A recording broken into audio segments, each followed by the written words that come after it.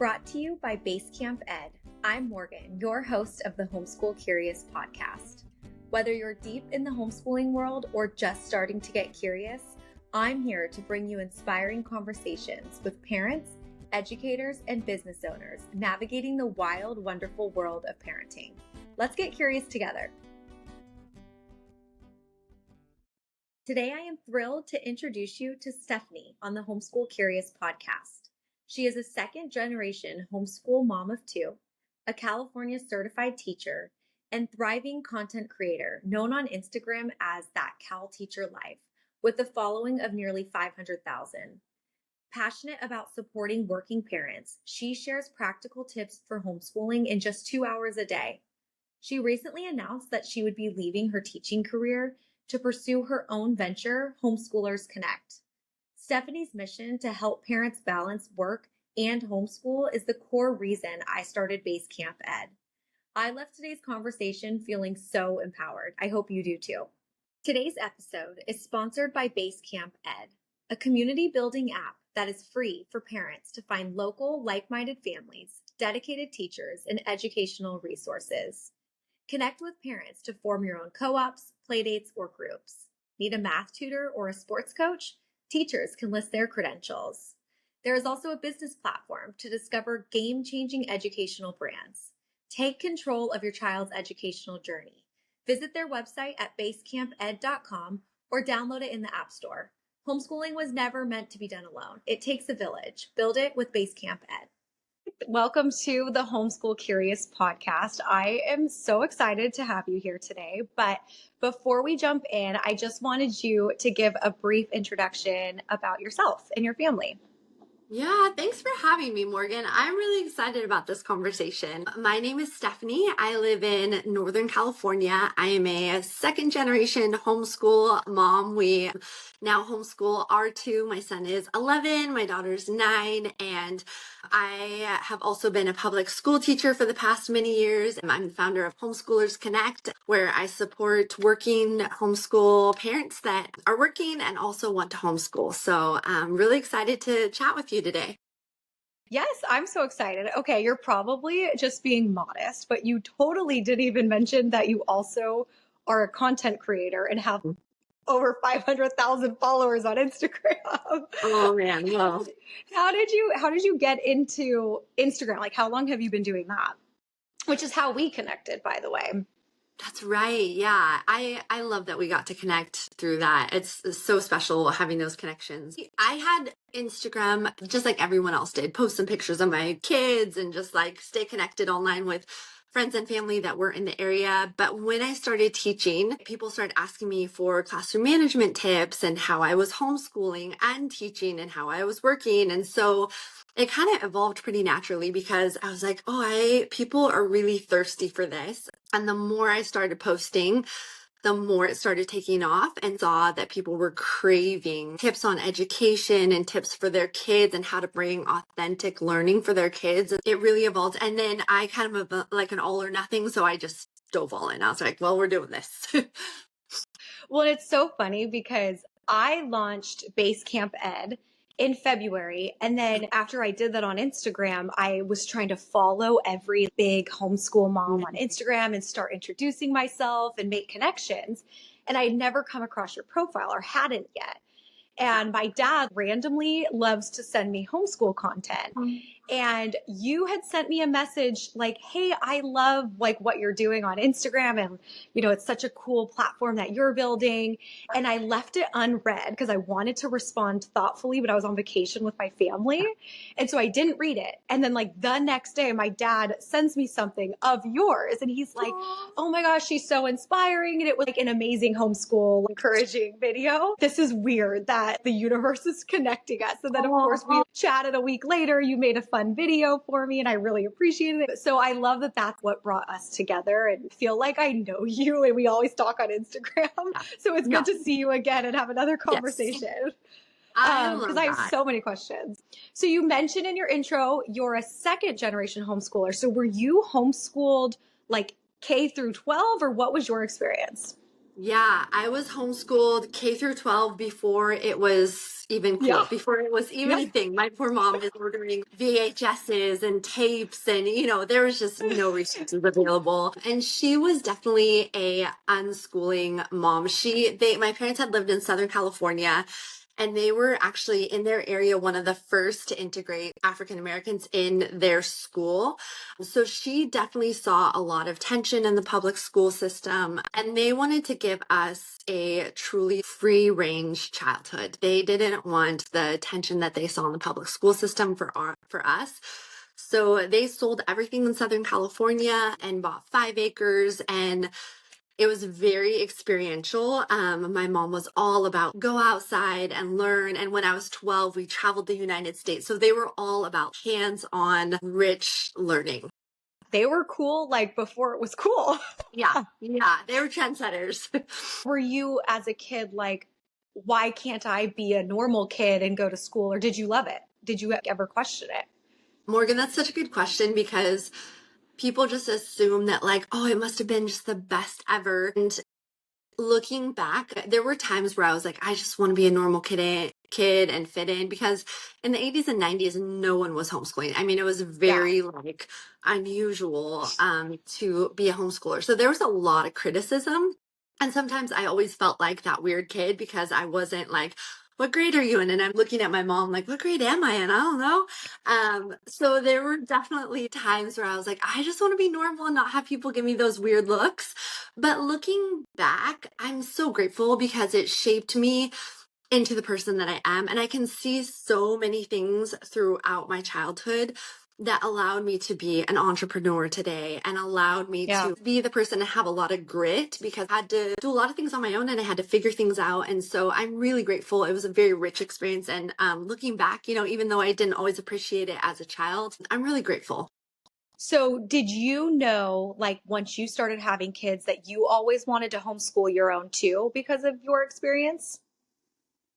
I didn't always know. I'm really grateful that my husband and I have landed on the same page, because I know so many couples who this is very much a tension point in their marriage. So I always am so grateful that we landed on the same page, because we didn't always know that we were going to homeschool. We wanted our kids to not feel any tension of any regrets, because in homeschooling you have to be more intentional about sports and activities, and you really have to have that intentionality. But I think really the clincher was me being in the public school system and seeing up close and personal and behind the curtain of what is actually going on in the public school system. So many people reach out to me and they're like, well, I went to public school and I'm fine. The school system that is in place today is not the school system that was in place in the 80s and 90s. And I wasn't in that school system, so I can't speak to it then, but I know that the Yeah. bullies are like tripping in the hallways. It's very different. The suicide rates in public school system are higher than they ever have been. So I think seeing up close and personal what actually is going on in the public school system really solidified our decision. When you were a public school teacher, what grades did you teach?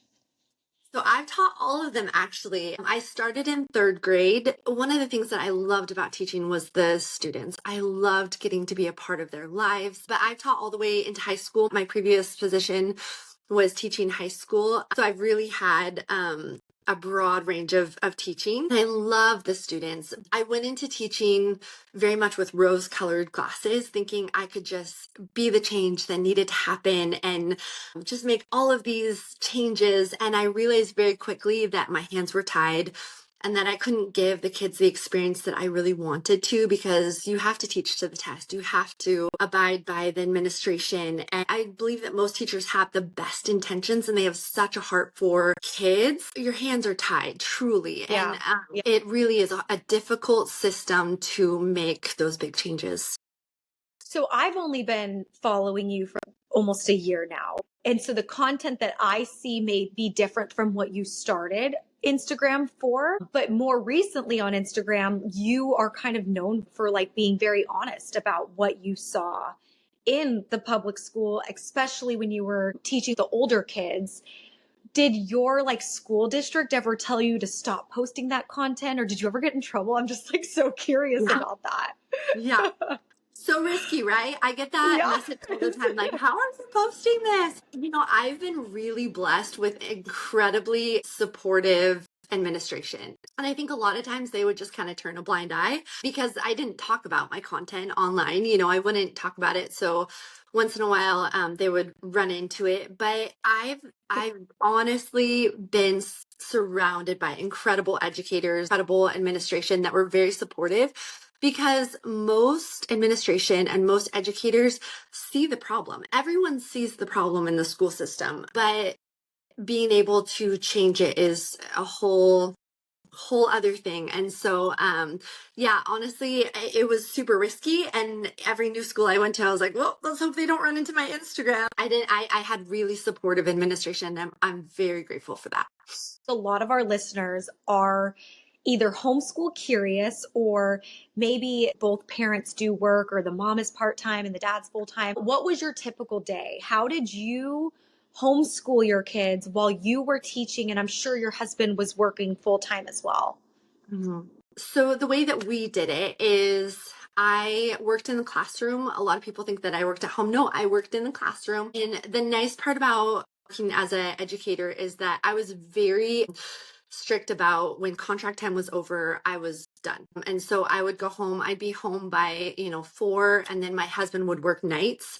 And so that was how we worked it out personally in that time, as of last year. But the thing So is, he I was think home during the day because he was so working night. Yeah. so Yeah. he was home during the day, and then I would just pick up whatever he wasn't able. So a lot of times I would do math and science. He would do like the English and history. So we'd kind of break it up throughout the day so that it wasn't all on him. I think people forget we have to do creative budgeting because I live in California and grapes are $10 a bag. So we have to creatively budget for families. I think we have to do the same thing with creative scheduling. We have so many supports that we can lean into. We have co-ops, we have charters.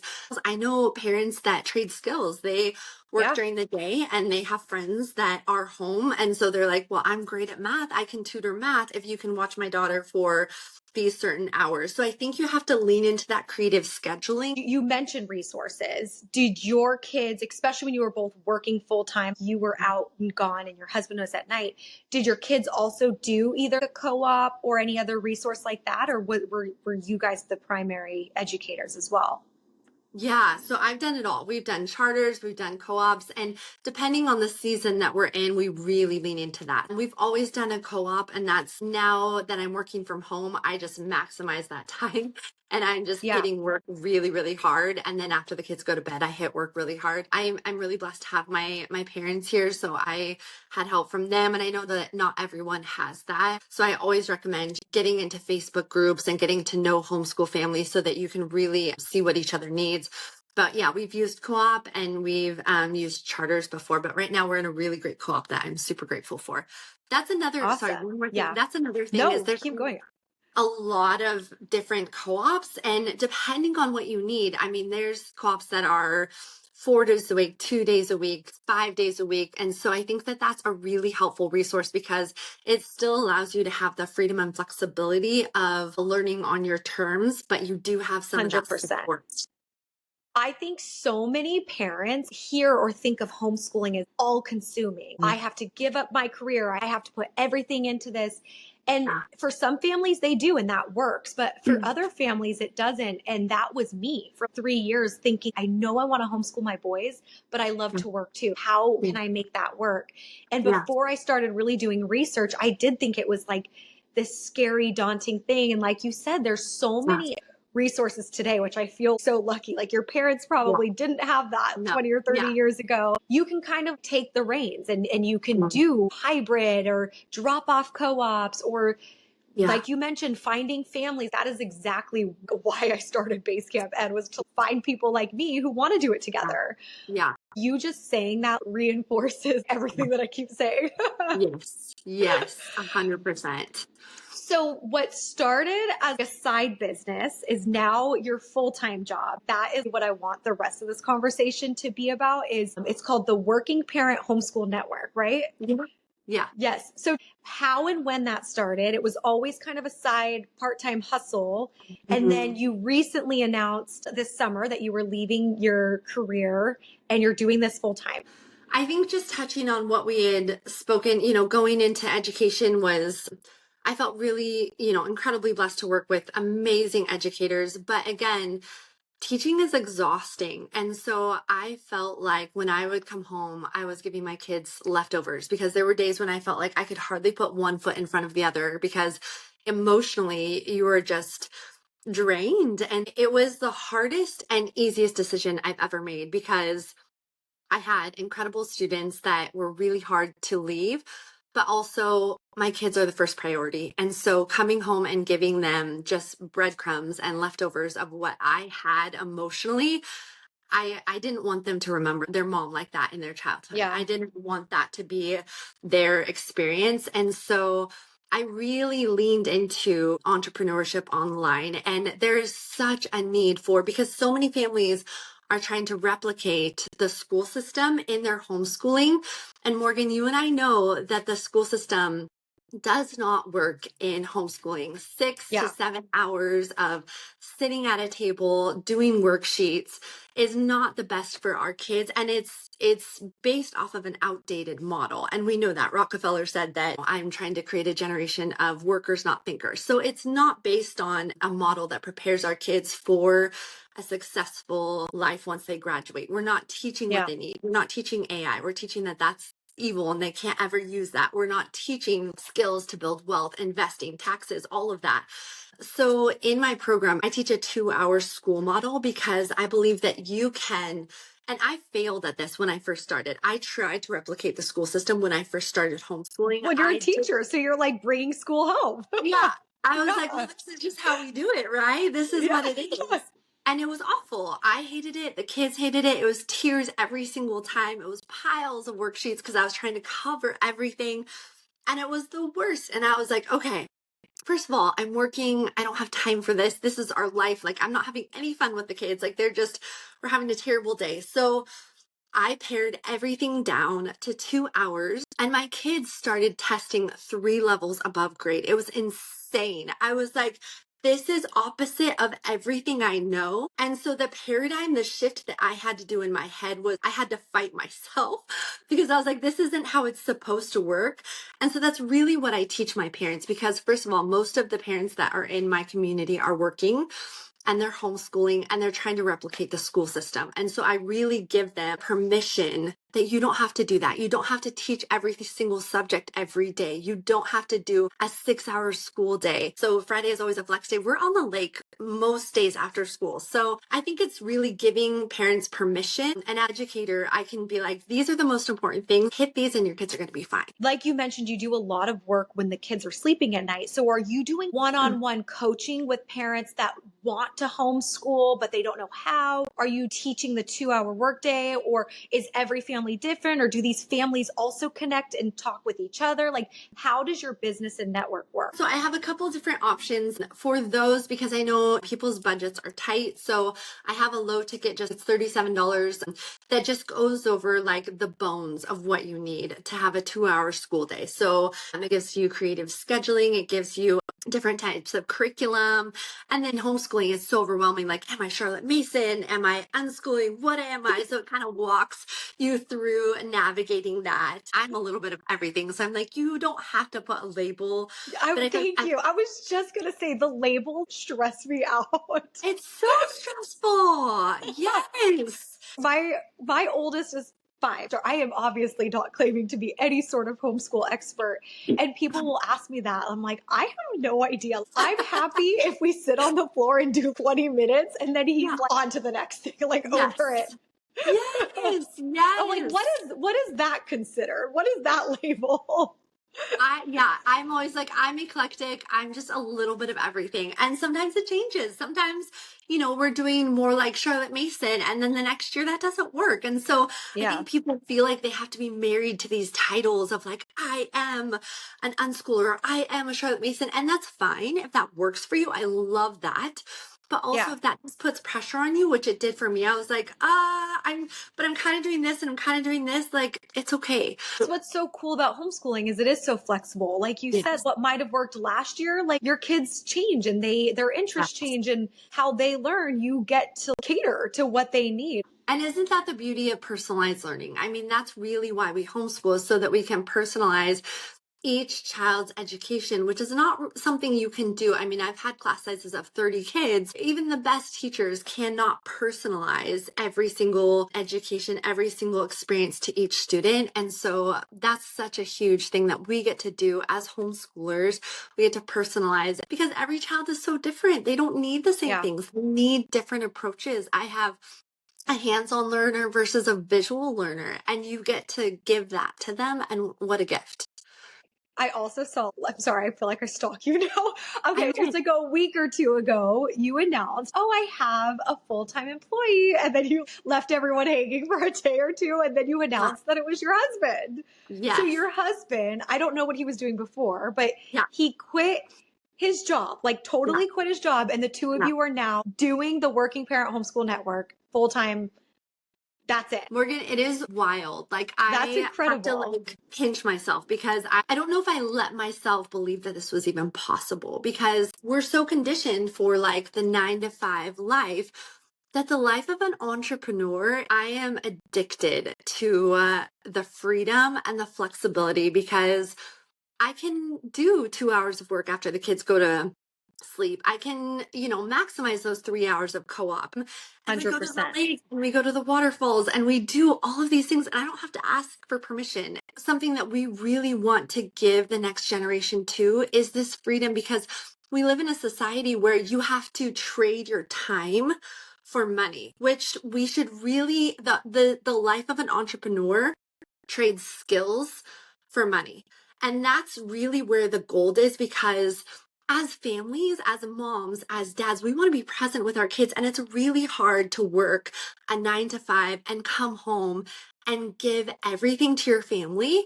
And so I am just addicted to the life of an entrepreneur, because I believe, like, I just feel so incredibly honored. And I know that not everyone can do this, but I think that part of the problem is that we have kids in a school system that doesn't teach them how to build their own businesses, how to build their own wealth, how to build wealth without a ceiling, so that they can live this life. And I think this life is more possible than we allow people to believe. How is it working with your husband? You know what? We have had our moments of like, that's not how I do it. What do you guys have separate roles? Do you stay in each other's lanes or out of them? Like, how does that work? I do not have this figured out by any means. So it's been a process. I love it. I've never considered myself a control freak, but I think I'm a little. This is the business that I've built, and I've done it certain ways, and letting go of some things has been, I think it's growing me in a way that I've never grown before. I was like, so it's amazing, but it's also like we are growing as a couple. So Yes, it's, that is literally our dream. That base camp ed takes off. He doesn't have to be gone 12 hours a day. It would be amazing. We could be yeah. emulating your life. Like, you are totally an inspiration to me. What advice do you have for working parents who are homeschool curious? Yeah. How should they take that leap? What's your piece of advice? That's such a good question, because I think there's a mindset shift that has to happen, because so many parents feel like they're not qualified to teach their kids. And so I think that, first of all, they have to know that they are so qualified to teach their kids. You've taught them how to speak, you've taught them how to tie their shoes, and you are qualified to teach them. And I think, again, going back to homeschooling now, we have so many resources. I am terrible at math. And so we have a completely online math, and you don't have to teach it all. Just Yeah. because you are giving them this education doesn't mean that you're teaching them calculus. And I know so many parents are like, but I don't know calculus, I don't know biology. You really don't have to. I don't teach my kids science. They get that from a curriculum that they do with co-op, and they get it all. I don't teach them Yeah. math. It's completely online, where it grades, it tutors. And if they ask me a question, I'm like, let's look at the tutoring again, because I don't know. So I think that the first thing is to know that you are qualified and you don't have to do it on your own. There's so Yeah. much support. And I think the second thing, especially for parents that are working is that it doesn't have to be a 7-hour day. It can be a 2-hour day. It's just as effective. And my kids are living proof of that. We do assessments at the beginning and in the end of the year. They're in elementary and they're surpassing 8th grades. And we are very like 2 hours, we are done. So it just goes to show that more is not better. A lot of times less is better because they're more engaged. Do your kids love it? My kids are so little that they love homeschooling because they get to be with mommy. Like they're attached to me right now. But what I'm scared of is when they do get older, if they start asking, and I want to respect what they want, but I also want to homeschool them. I'm just curious, have your kids ever wanted to go to normal school, or do they just love the lifestyle that you've given them? Such a good question. Every year we sit down as a family and we talk about what went well and what didn't. So I am not doing this perfectly by any means. And we ask them, we're like, what did you love about this year? And what do you want to change next year? The nice part about homeschooling, I mean, it's a blessing and a curse, is that you can be involved in so many things. So my kids are involved in sports and music, and sometimes it can be so much that it overwhelms the schedule, but it's actually been really helpful for them because they still have the pieces of all those. So they're doing hip hop, they're doing music lessons. And so it gives them that social aspect that my son especially like craves that social. So we try to make sure that we're integrating that in his life in a very regular basis. And homeschooling now, you're really free to do that, which is a really big blessing. And you know, if it's not in your budget, that's where co-ops, you know, we have lessons with our co-ops, we have drama with co-op, you know, so there's a lot of things that you can integrate that allow them to have that social piece on a low budget. I am so happy that we got to sit down and talk. You've answered all of my questions. My last one, though, for you is, how can parents find and connect with you? What are the best ways? So my primary place that I am always on is that Cal Teacher Live. And I actually have something for your audience that if they DM me Network 25, I will give them $25 off of the Working Homeschool Network. It's a lifetime. And then that's where I am live. That's where I give all of my coaching. I think you asked me if it was personalized. It's a group coaching. So I go there 2 times a month and then they ask questions, and that's where I just give live feedback. So anyway, if they use Network 25, they can get $25 off and they can be a part of that community. It's a really great place because it's like-minded parents who are working, trying to figure out homeschooling. None of us have this figured out. And so it's just nice to be around other families where you're like, oh, that's normal. It's good to know that. Definitely that Cal Teacher Life on Instagram. That's where I am. Well, thank you so much for coming on the podcast. It was good to see you again. We'll see you all next week. Morgan, thank you for having me. This has been a production of the Ultimate Homeschool Podcast Network. If you made it all the way to the end, you are amazing. Thank you for listening and your support. Let's stay connected, and here are my tasks for you. Subscribe, like, and share on your favorite podcast app or on my website, basecamped.com. Follow me on Instagram and Facebook at BasecampEdApp, and go download Basecamp if you haven't already. Leave a comment and spread the love.